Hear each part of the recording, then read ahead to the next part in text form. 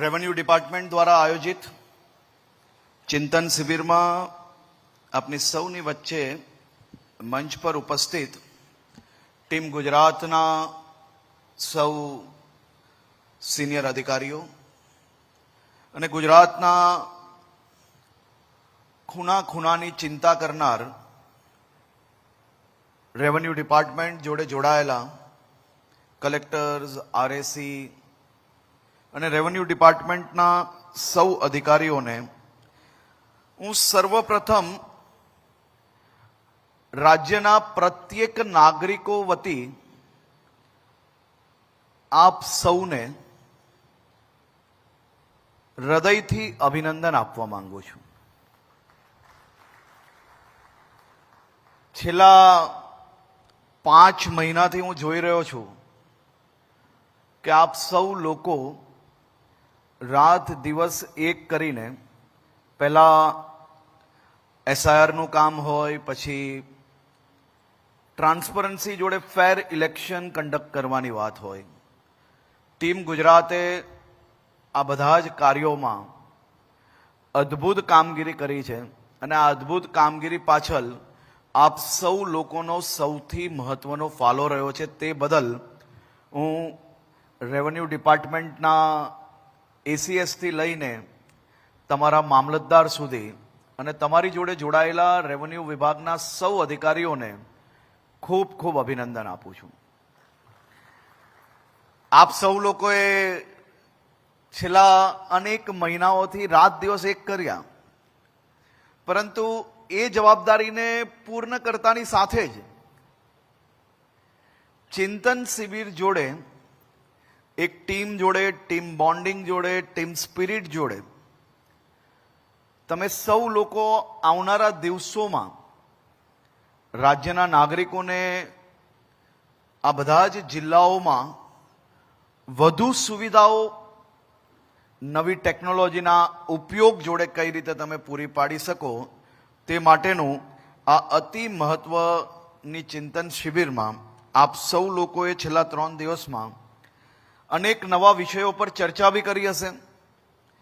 અનેક ટીમ્સ દ્વારા પોતપોતાની બેસ્ટ પ્રેક્ટિસીસ બી શેર કરવામાં આવી હશે અને હું એવું માનું છું કે આ 3 દિવસમાં તમે સૌ લોકો કોઈ જુનિયર કે સિનિયર અધિકારીઓની બદલે એક ટીમ તરીકે તમારા લોકોનું બોન્ડિંગ વધુ સ્ટ્રોંગ થયું હશે અને મને વિશ્વાસ છે કે આ 3 દિવસમાં જે કોઈ મુદ્દાઓ પર ચર્ચા થઈ હશે તે મુદ્દાઓને આપ સૌ લોકો વધુમાં વધુ સારી રીતે પોતપોતાની જવાબદારીપૂર્વક પોતપોતાના ક્ષેત્રમાં તેનો સારી રીતે ઉપયોગ કરશો. સામાન્ય રીતે કલેક્ટર એટલે આપણા સૌના મનની અંદર કલેક્ટર એટલે શું થઈ ગયું છે? કલેક્ટર એટલે માત્ર લેન્ડ ગવર્નન્સ પૂરતા આધારિત નથી. ખાલી જમીન સુધારણાઓ કે જમીનના વિષયોને લઈને કે જિલ્લા સંકલનની બેઠક હોય એટલા પૂરતું જ કલેક્ટર ક્યારેય સીમિત નથી હોતા. કલેક્ટર એટલે હું એવું માનું છું કે સાચા અર્થમાં એ પોતાના જિલ્લાના વડા છે, પરંતુ ધીરે ધીરે કરીને શું આપણે સૌ લોકો અમુક કામ પૂરતા જ સીમિત નહીં થઈ જતા ને? તેની બી ચિંતા આપણે સૌ લોકોએ ભવિષ્યની અંદર કરવી પડશે. હું જોઈ રહ્યો હતો કે આ વખતે તમે અનેક એવા મહત્વપૂર્ણ વિષયો પર તમારા સેશન્સ થયા છે, પેનલ ડિસ્કશન્સ થયા છે. હું જરૂરથી એવું માનું છું કે આ પ્રેક્ટિસીસ ખાલી કલેક્ટર ઓફિસ સુધી નહીં, પણ કલેક્ટર ઓફિસની બી જવાબદારી છે. જેમ રાજ્ય સરકાર દ્વારા, રેવન્યુ ડિપાર્ટમેન્ટ દ્વારા આજે તમને સૌ સિનિયર ઓફિસર્સને અહીંયા ભેગા કરીને આપણે નીચે સુધી શું લઈ જવું જોઈએ, કયા વિષયો પર ચર્ચા કરવી જોઈએ, કયા વિષયો પર આપણે બદલાવની આવશ્યકતા છે આજના સમયની માંગ પ્રમાણે, આ જરૂરી છે કે તમે બી તમારા પોતપોતાના જિલ્લામાં જેનું પબ્લિક જોડે એટલે કે જેનું રાજ્યના નાગરિક જોડે ડાયરેક્ટ ઇન્ટરેક્શન છે એ કર્મચારી સુધી જો તમે પહોંચશો તો જ સાચો બદલાવ આખા રાજ્યની અંદર નજરે પડશે. કારણ કે સિસ્ટમ એડમિનિસ્ટ્રેશનની અંદર તો બદલાવ આવી જશે, પણ એ બદલાવ જો સીધો લાભ એનો પબ્લિકને નહીં મળશે તો એ બદલાવ ક્યારેય નજરે નહીં પડશે. અને સાચા અર્થમાં ઉપયોગ કોને કરાવવો છે, આપણે કોને લાભ આપવો, તો રાજ્યના નાગરિકોને આપવો છે. તો મારી આ આપણે સૌને વિનંતી છે કે તમે સૌ લોકો બી પોતપોતાના જિલ્લામાં જઈને જે સેક્ટર, જે ઓફિસીસ તમને એવું લાગતું હોય કે સૌથી વધારે પબ્લિક ઇન્ટરેક્શનમાં છે, પબ્લિક ત્યાં વધુમાં વધુ જાય છે, એને સેન્સિટાઈઝ કઈ રીતે કરવું. એને જો સેન્સિટાઈઝ નહીં કરી શકીએ તો તમારા 3 દિવસની પ્રેક્ટિસ હું એવું માનું છું કે તો નીચે સુધી નહીં પહોંચી શકશે. એટલે સૌથી પહેલા ગ્રાઉન્ડ લેવલ તક, ગ્રાઉન્ડ ઝીરો તક તમે કઈ રીતે પહોંચી શકો તેનું પ્લાનિંગ કરવું જોઈએ. સામાન્ય રીતે તમે સૌ લોકો યુપીએસસી પાસ થયા છે, કોઈ જીએસ માંથી પ્રમોશન થઈને કોઈ કલેક્ટર તક પહોંચ્યું હશે. તમે સૌ લોકો કલેક્ટર છો જ. આજે કલેક્ટર છો તો કાલે કદાચ સરકારની વ્યવસ્થામાં તમે કોઈ બીજી જવાબદારીમાં હશો. તમે ક્યારેય ઘરે નથી બેસવાના. તમે તમારી વ્યવસ્થાનો ભાગ બદલાઈ શકે છે, તમારી જવાબદારી બદલાઈ શકે છે. કોઈકે વિચાર્યું હશે કે હું ટ્રાઇબલ એરિયાના કોઈ ડિસ્ટ્રિક્ટની અંદર કલેક્ટર બનીશ તો હું કંઈક સારું કામ કરીશ, મહેનત કરીશ, ત્યાં જિલ્લાની અંદર બદલાવ લાવીશ. કોઈકે એવું વિચાર્યું હશે કે અમદાવાદ, સુરત, બરોડા, રાજકોટ, ભાવનગર ત્યાં હું કલેક્ટર બનીશ તો આ કરીશ. કલેક્ટર તમે તમારી વિચારેલી જગ્યા પર બની જશો, ત્યાં તમને જવાબદારી બી મળી જશે, ત્યાં તમારા 3 વર્ષ નીકળી બી જશે. 3 વર્ષ સવારે 10 થી સાંજે 7 સુધી, સાંજે 8 સુધી, કોઈક 6 વાગ્યા સુધી, કોઈક 5 વાગ્યા સુધી ઓફિસમાં જવાનું જ છે. તમે તમારા દિવસના ગણતરીના કલાકો ઓફિસમાં બધા આપો છો કે નથી આપતા? હવે તમે જ્યારે તમારા ગણતરીના ઓફિસ આવર્સ જો એ ઓફિસમાં તમારા ટેન્યોર દરમિયાન આપવાના જ છે તો તમારે નક્કી કરવાનું છે કે હું સ્ટીરિયોટાઇપ જે વ્યવસ્થાઓ છે, જે સરકારે લખેલી વ્યવસ્થાઓ છે, સરકારે જે આપેલું કામ છે એ જ કામ કરવું છે કે મારા ટેન્યોર દરમિયાન મને આપેલી જવાબદારીમાં મારે કોઈ બદલાવ લાવવો છે, કોઈક દિશાની અંદર ક્યારેય ના થયું હોય એ પ્રકારની કામગીરી કરીને માનસ જીવનની અંદર કોઈક નાનોથી લઈને મોટું પરિવર્તન લાવીને મારે મારા ટેન્યોરને ન્યાય આપવો છે. એ નક્કી આપણે કરવાનું હોય છે.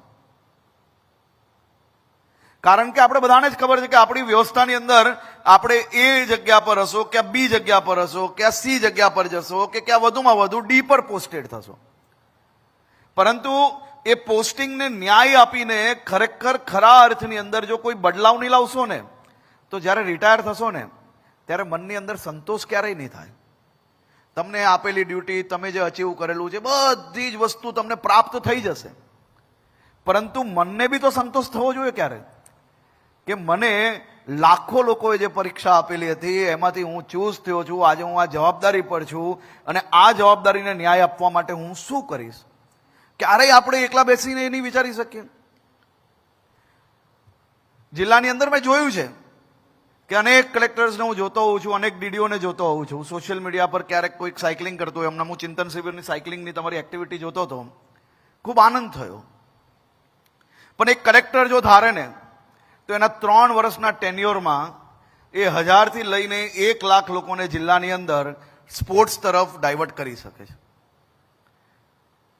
તમે સવારે પોતે એક્સરસાઇઝ કરો છો, કોઈ સાયકલિંગ કરે છે, કોઈ રનિંગ કરે છે, કોઈ વોક કરે છે, પણ તમે ક્યારે એવું વિચાર્યું કે હું જે ડિસ્ટ્રિક્ટની અંદર છું એ ડિસ્ટ્રિક્ટમાં મારે યંગસ્ટર્સને કંઈ બી કરીને સ્પોર્ટ્સ તરફ ડાયવર્ટ કરવા છે, એ લોકોને રનિંગ કરાવવું છે, કોઈકને સાયકલિંગ કરાવવું છું.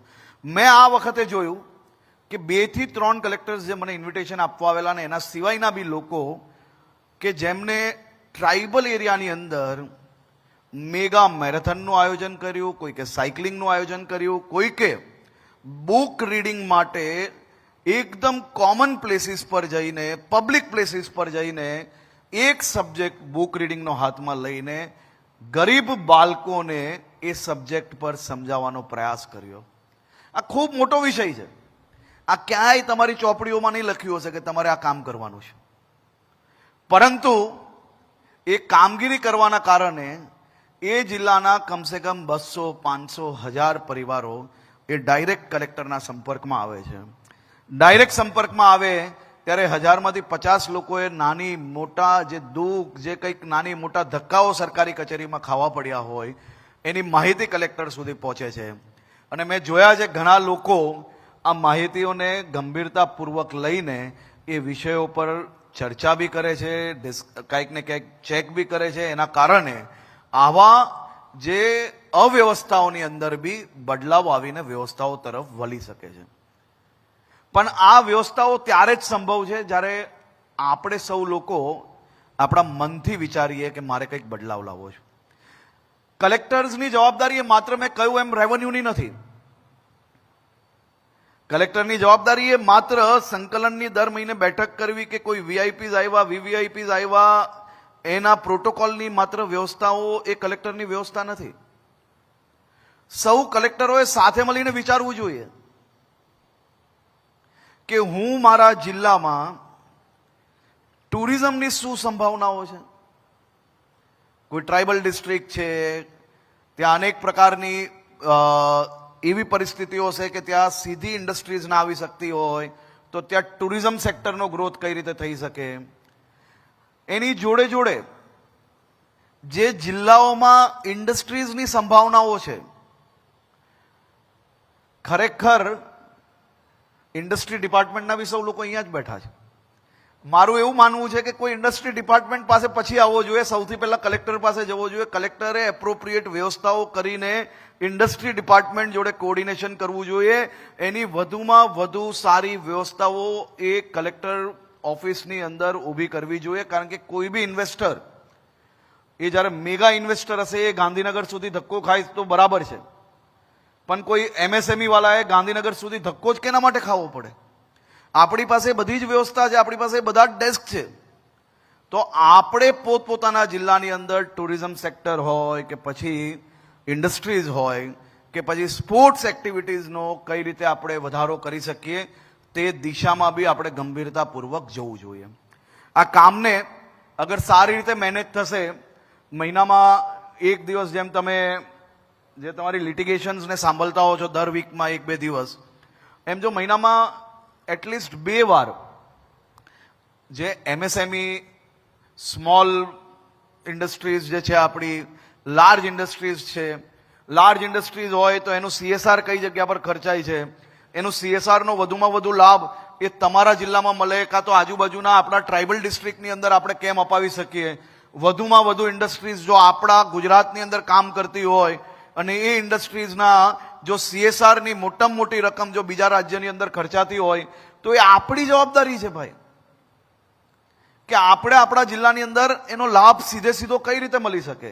જો આપણા જિલ્લાની અંદર એટલી બધી જરૂર નથી, આપણે જો ખૂબ સમૃદ્ધ જિલ્લો હોય તો આપણે આપણા બાજુના જિલ્લાની અંદર એને કઈ રીતે લાભ અપાવી શકીએ.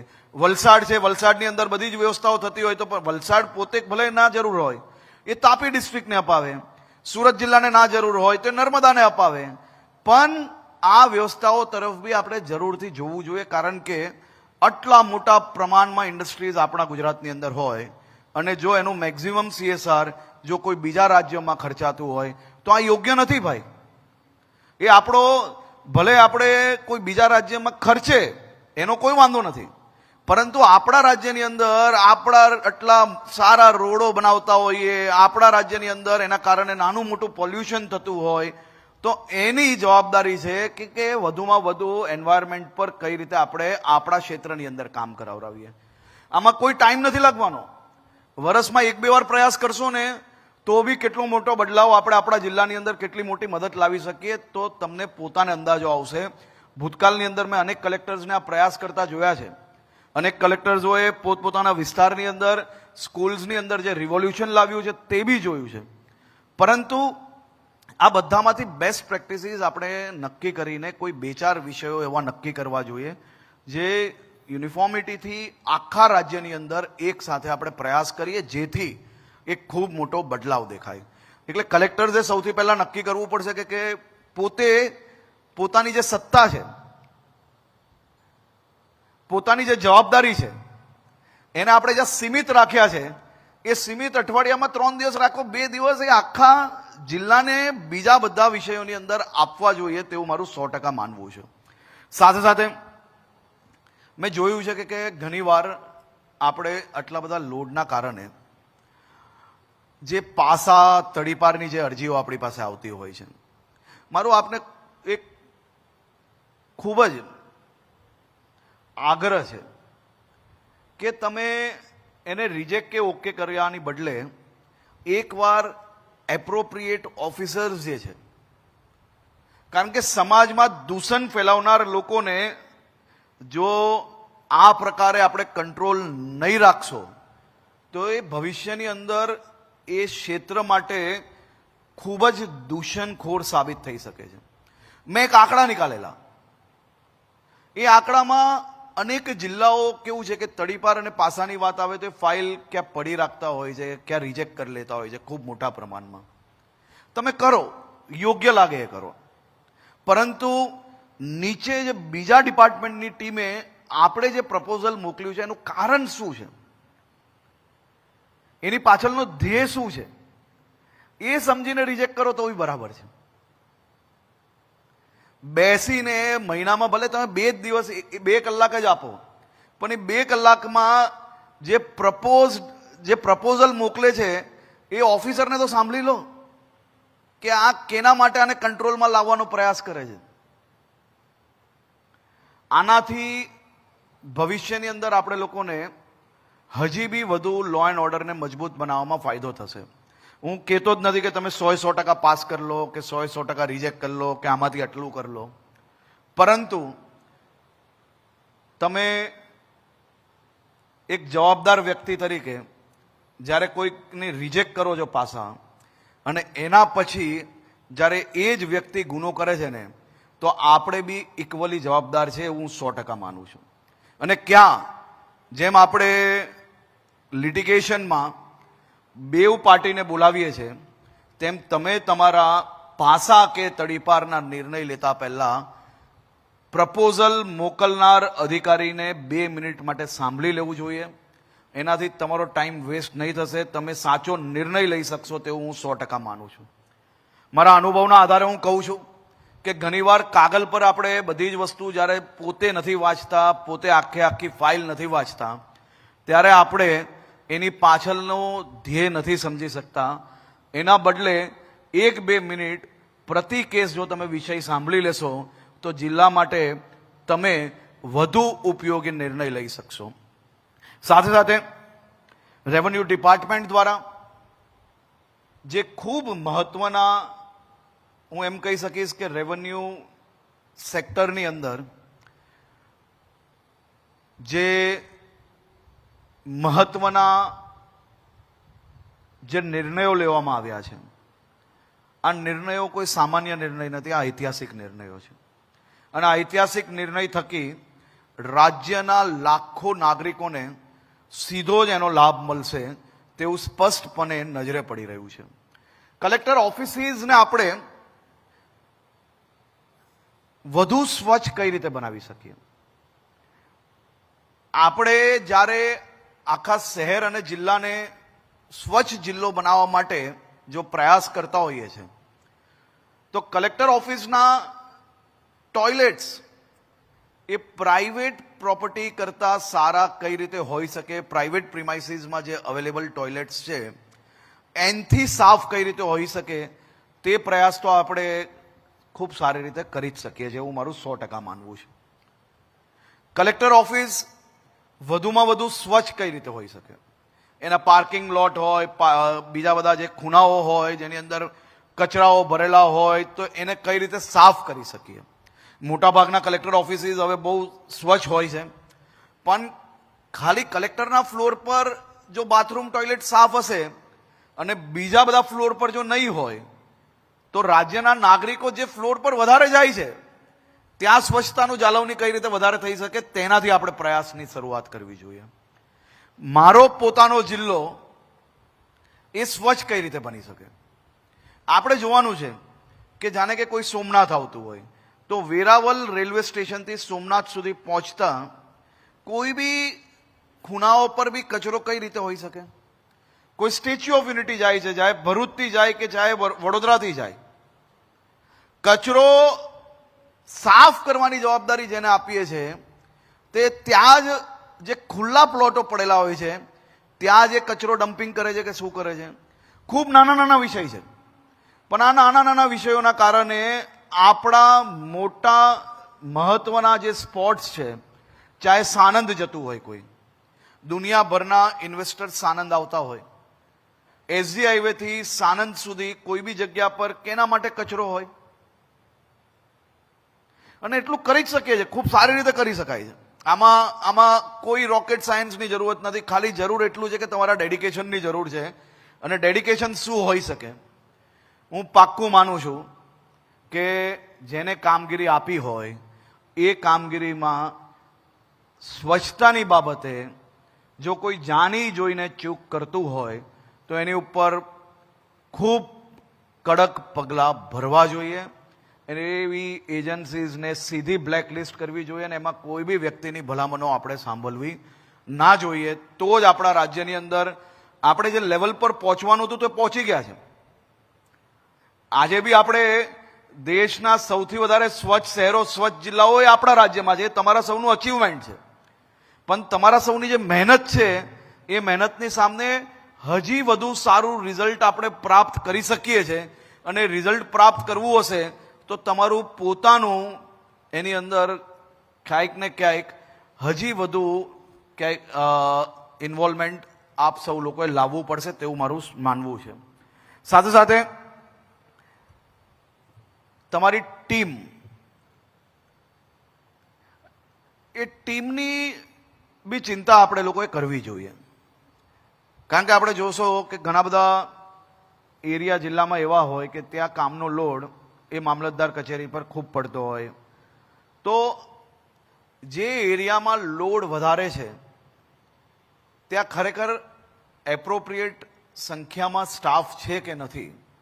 જો ના હોય તો એને બેલેન્સિંગ કરવું જોઈએ. કારણ કે આપણી જવાબદારી એ આપણી ટીમના વડા તરીકે સૌથી પહેલી જવાબદારી આપણી એ છે કે એની ઉપર બી મેન્ટલ સ્ટ્રેસ ક્યારેય ના પડવો જોઈએ. અને મેન્ટલ સ્ટ્રેસ જો વધતો હોય તો એને કઈ રીતે આપણે મદદગાર થઈ શકીએ તે બી જવાબદારી આપણા સૌ લોકોની છે. તો મારો 100% વિશ્વાસ છે કે તમે સૌ લોકો એના પર બી કામ કરશો. એક મારો આગ્રહ છે કે તમે બેસ્ટ પ્રેક્ટિસીસને એ માત્ર કોઈ એક જિલ્લા પૂરતી સીમિત ના રાખો. એપ્લિકેશન્સ એ અલગ અલગ જિલ્લાના અલગ અલગ એપ્લિકેશન્સ બધા બંધ કરી લેવા જોઈએ. રેવન્યુ ડિપાર્ટમેન્ટ જોડે લાગતા તમામ વિભાગો એની એપ્લિકેશન એક જ હોવી જોઈએ. જેની બેસ્ટ પ્રેક્ટિસીસ છે તેને સ્ટેટ લેવલ પર એની બેસ્ટ પ્રેક્ટિસીસ મોકલવી જોઈએ. અને એ બેસ્ટ પ્રેક્ટિસીસને આપણે એ એક કોમન એપ્લિકેશનમાં લઈ આવવું જોઈએ, જેના કારણે એ આખા રાજ્ય માટે એક સરખો લાભ બધી જ જગ્યા પર મળી શકે. હમણાં કેવું છે કે બધા જ લોકો જાય એટલે એપ્લિકેશન્સની અંદર આપણે ક્યાંક ને ક્યાંક નવો પ્રયાસ કરતા હોઈએ છીએ. સારું છે, પ્રયાસ કરવો જોઈએ, પરંતુ આપણે વિચારવું જોઈએ કે આ એક જિલ્લાની હું એક એપ્લિકેશન બનાવું છું તો રાજ્યના જે આપણું ફંડ છે એ બી બધા જ જિલ્લામાં વપરાશે. તો સૌથી પહેલું ફાઇનાન્શિયલ લોસ બી છે. અને બીજી વસ્તુ કે આપણી બેસ્ટ પ્રેક્ટિસીસ એ આપણા તક જ સીમિત રહે છે, આખા રાજ્યને એનો લાભ ક્યારેય નથી મળી શકતો.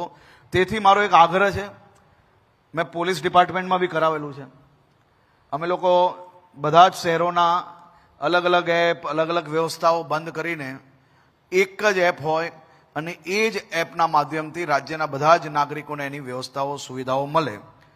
ગુજરાત રેવન્યુ ડિપાર્ટમેન્ટની એક જ એપ હોય, એમાં સુરતનું બી ઓપ્શન હોય, અમદાવાદનું બી ઓપ્શન હોય અને બધું જ ઓપ્શન એની અંદર હોય.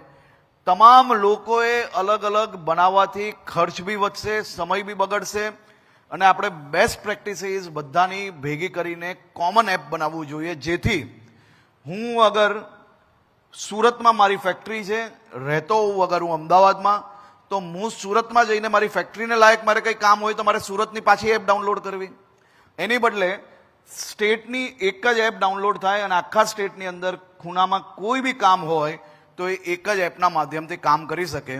તમે બધા લોકો તો યુપીએસસી પાસ થયા છો, બધા જ અલગ અલગ ફિલ્ડમાં ભણ્યા છો, કોઈ MBA થયા છે, કોઈ એન્જિનિયરિંગ કર્યું છે. મારી તમને વિનંતી છે કે 3 વર્ષનો ખાલી ખર્ચ ભેગો કરો, દરેક ડિસ્ટ્રિક્ટનો ખર્ચ નિકાલો કે અલગ અલગ નાની નાની એપ બનાવવા માટે તમે લોકોએ પર ડિસ્ટ્રિક્ટ કેટલો ખર્ચો કર્યો છે, આખા સ્ટેટનું ભેગું કરો અને તમે ખાલી કાઉન્ટિંગ કરજો અને એ કાઉન્ટિંગની સામે તમે સ્ટેટની અંદર બધી જ પ્રેક્ટિસીસ ભેગી કરીને આપણે એક બનાવીએ તો એનો ખર્ચ કેટલો થાય અને એ યુઝર ફ્રેન્ડલી કેટલું થઈ શકે તે પ્રયાસ કરો. અગર તમે ડિટેલ સ્ટડી એના પર કરશો તો તમને અંદાજો આવશે કે કેટલું મોટું ફંડ બી આપણે બચાવી શકશો અને કેટલી સરળતાથી લોકોને આપણે સુવિધાઓ આપી શકશો.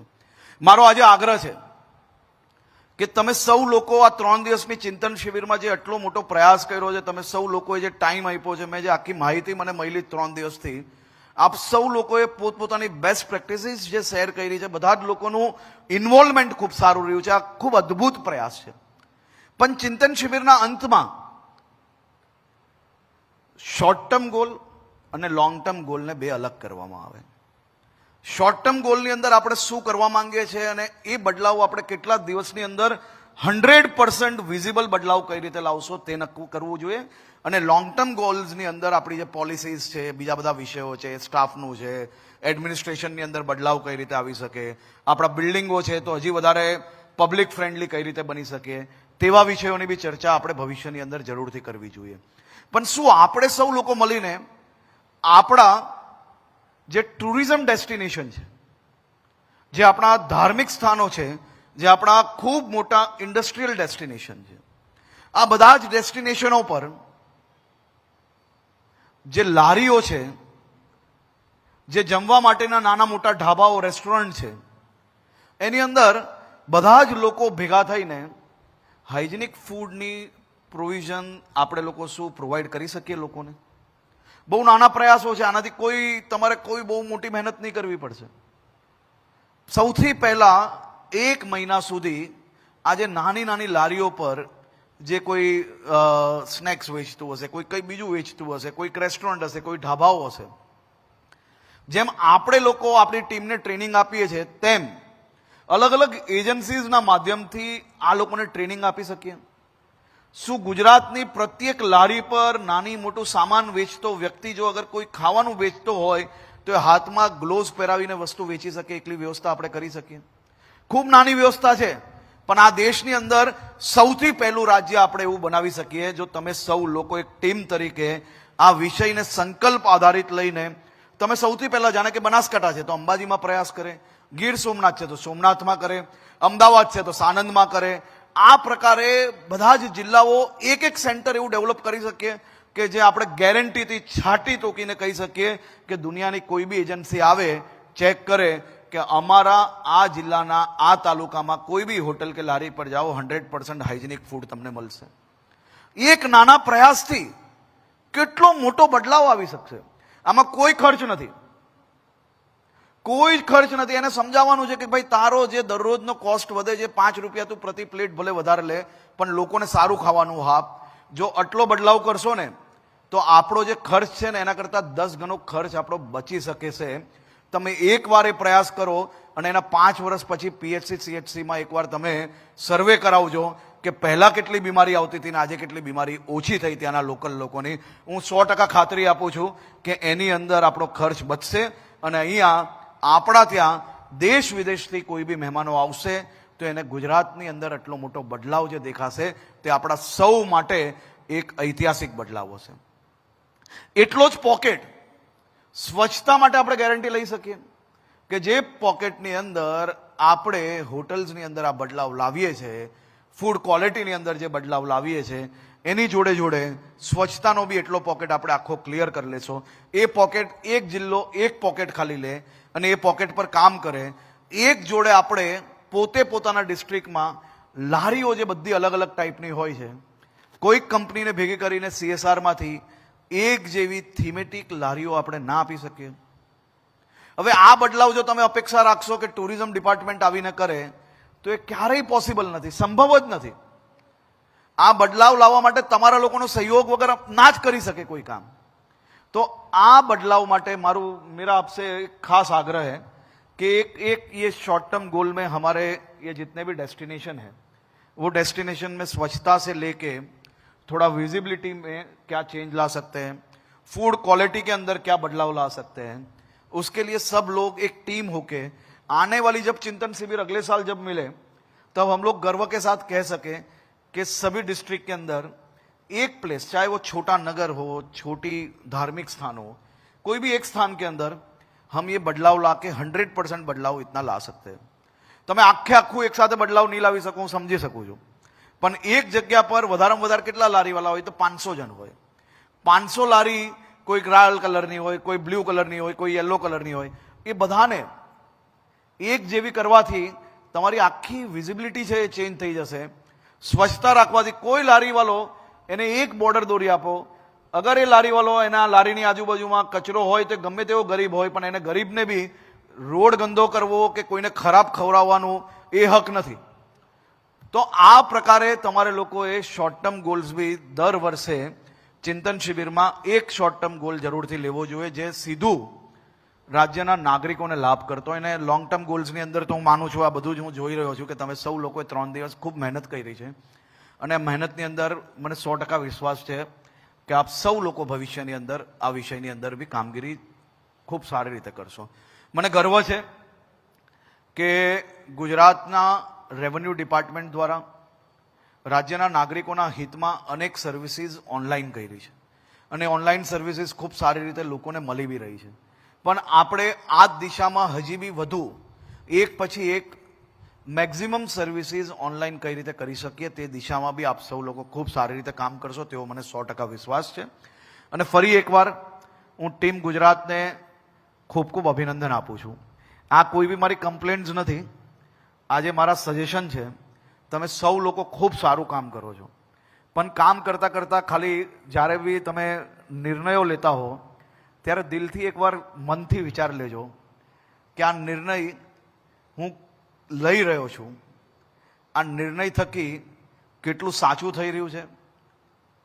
તમારા એક નિર્ણયમાં બી કોઈ એક જણને સાચવવા કે કોઈ એક જણમાં બી એક નિર્ણયમાં ભૂલ થાય તો સામને જાણે કે લેન્ડ ઇશ્યુઝ હોય અને એક નિર્ણય તમારો જો 10% બી રોંગ થાય તો સામને જે ખેડૂત હોય છે એ ખેડૂત 25 વર્ષ સુધી કોર્ટના ધક્કા ખાતો રહી જાય, એનું આખું જીવન બરબાદ થઈ જાય છે, એના પરિવારની સોશિયલ પરિસ્થિતિ બદલાઈ જાય છે.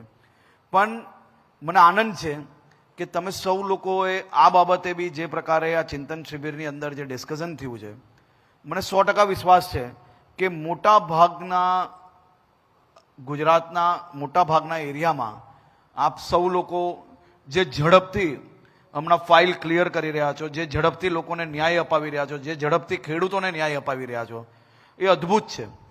ખેડૂતોને બી ન્યાય અપાવવાનું છે અને સાથે સાથે જે ઇન્ડસ્ટ્રીઝ આપણી પાસે આવે છે કે જે બિલ્ડર્સ બી આપણી પાસે આવે છે એક એનેમાં તમે જો 30 દિવસ લેટ કરો ને અને 100 કરોડનો પ્રોજેક્ટ હોય ને તો એ માણસ 1 કરોડના બીજા દેવામાં જતો રહે છે. ઇન્ડસ્ટ્રીનું ઇન્વેસ્ટમેન્ટ જો 100 કરોડ રૂપિયાનું હોય તો ઇન્ડસ્ટ્રીઝ એવું નથી કે એ લોકો ઘરે રૂપિયા પડ્યા હોય ને બધા રૂપિયા ઇન્વેસ્ટ કરતા હોય છે. ઇન્ડસ્ટ્રીઝ બી મેક્સિમમ બેંક લોન લેતી હોય છે કે પછી અંદર લોન લેતી હોય છે. ઇન્ડસ્ટ્રીઝને બી જો તમે 1-2 મહિના એનેમાં તમે જો એનો ટાઈમ વધારી લો છો તો એનો પ્રોજેક્ટ જે ખરેખર સસ્ટેનેબલ હોય એ પ્રોજેક્ટ 4 વર્ષે ફ્રી થવાનો હોય તો 4.5 વર્ષ લાગી જતા હોય છે. અને આજે જ્યારે આપણે દુનિયા જોડે કોમ્પિટિશન કરવાની છે તો આપણે નક્કી કરવાનું છે કે જેમાં કોઈ પ્રોબ્લેમ નથી એક ફાઇલો તો સમયસર ક્લિયર કરવાની પ્રેક્ટિસીસ આપણે પાડવી જ જોઈએ. તો જ રાજ્યની અંદર વધુમાં વધુ ઇન્ડસ્ટ્રીઝ હોય કે બિલ્ડર્સ હશે કે સામાન્ય નાગરિક હશે કે ગરીબ ખેડૂતો હશે, આ બધા જ લોકોને તો જ ન્યાય મળી શકશે. એટલે આપણે એ દિશામાં બી જરૂરથી બધા લોકોએ વિચારવું જોઈએ. ઘણા જિલ્લાઓએ આમાં ખૂબ સારી પ્રેક્ટિસ કરી છે. ઘણા જિલ્લાઓમાં જ્યારે અમારો પ્રવાસ થતો હોય છે તો એ જિલ્લાઓમાં ખાસ કરીને હું ઇન્ડસ્ટ્રીઝ જોડે જોડાયેલા જિલ્લાની વાત કરું તો હું ભરૂચ જિલ્લાને બી અભિનંદન આપવા માંગુ છું. હું હમણાં જ મારી ઇન્ડસ્ટ્રીઝની મિટિંગ હતી. ટાઈમ જે ડબલ લાગતો હતો એની બદલે અડધો ટાઈમ લાગવા માંડ્યો, તે બદલ હું અભિનંદન આપું છું કે અદ્ભુત કામગીરી થઈ રહી છે. આ જ રીતે બીજા બી ઇન્ડસ્ટ્રીયલ એરિયા જે છે એ જિલ્લાઓએ વિચારવું જોઈએ કે આપણે દુનિયાભરમાંથી ઇન્વેસ્ટમેન્ટ લાવી રહ્યા છે. આ ઇન્વેસ્ટમેન્ટ જે લોકો લાવી રહ્યા છે એ સૌ લોકો આપણી ગુડ પ્રેક્ટિસીસની વાત દુનિયાભરમાં કરતા હોય છે. તો આપણે જે રેગ્યુલર સમય લાગી રહ્યો છે એ સમયમાં અડધા સમયની અંદર કઈ રીતે લોકોને પહોંચાડી શકીએ તે બી પ્રયાસ કરવો જોઈએ. ઇન્ડસ્ટ્રીયલ એરિયામાં બીજા જિલ્લાઓમાં બી આ જ પ્રકારે પ્રેક્ટિસ થતી હશે, પણ ભરૂચના લોકો મને હમણાં 4-5 દિવસ પહેલાં જ મળવા આવ્યા હતા અને મેં પહેલી વાર એવું જોયું છે કે બધા જ એસોસિએશન સાથે મળીને આભાર માન્યો હોય. એટલે હું રેવન્યુ ડિપાર્ટમેન્ટને બી અભિનંદન આપું છું. આ જ રીતે બીજા બધા જિલ્લામાં બી થતું જ હશે, હું આશા રાખું છું. નહીં થતું હોય તો આપણે પ્રયાસ કરવો જોઈએ. અને પ્રયાસ તમારો 100%, તમારે ત્યાં તમે ડબલ ટાઈમ લગાડો ને તો અહીંયા ખબર પડે છે, અડધા ટાઈમમાં કરો તો બી ખબર પડે છે. આપણે ક્યારેય એવું નહીં માનવું કે કયા જિલ્લામાં શું ચાલે છે ઉપર ખબર ના પડે. ઉપર બધાને બધી જ ખબર હોય છે, પરંતુ આપણો સમય ક્યારે આવશે તે આપણા ભાગ્યમાં લખેલું હોય છે. જે દિવસે સમય આવે એ દિવસે પછી નક્કી થતું હોય છે કે આપણે કામ કેવું કર્યું છે, કેવું નથી કર્યું. આપ સૌ લોકોએ ખૂબ સારું કામ કર્યું છે. હું આશા રાખું છું મોટા ભાગના જિલ્લાઓમાં લોકોએ બી અભિનંદન આપ્યા છે, લોકોએ બી સ્ટેમ્પ માર્યો છે. એ સ્ટેમ્પ મારવાના કારણ બી એમાં બી તમારા લોકોનું બી ખૂબ મહત્વનું કારણ હોય છે, તમારું એડમિનિસ્ટ્રેશન બી હોય છે. અને મોટા ભાગના જિલ્લાના લોકોએ બી નક્કી કરી લીધું છે કે એડમિનિસ્ટ્રેશન કામ સારી રીતે કરે છે. પણ એવું નહીં માનવું કે જે લોકો સ્ટેમ્પ મારે એને કોઈ તકલીફ નથી. આપણે તકલીફો ઓછી કરી છે, હવે આપણા પછીના લોકો બી તકલીફો ઓછી કરશે એવી હું આશા રાખું છું. આપ સૌ લોકો ખૂબ સારી કામગીરી કરો તેવી શુભકામનાઓ. ટીમ ગુજરાતના મારા સૌ સાથીઓને હું ખૂબ ખૂબ આભાર માનું છું. ખૂબ ખૂબ આભાર.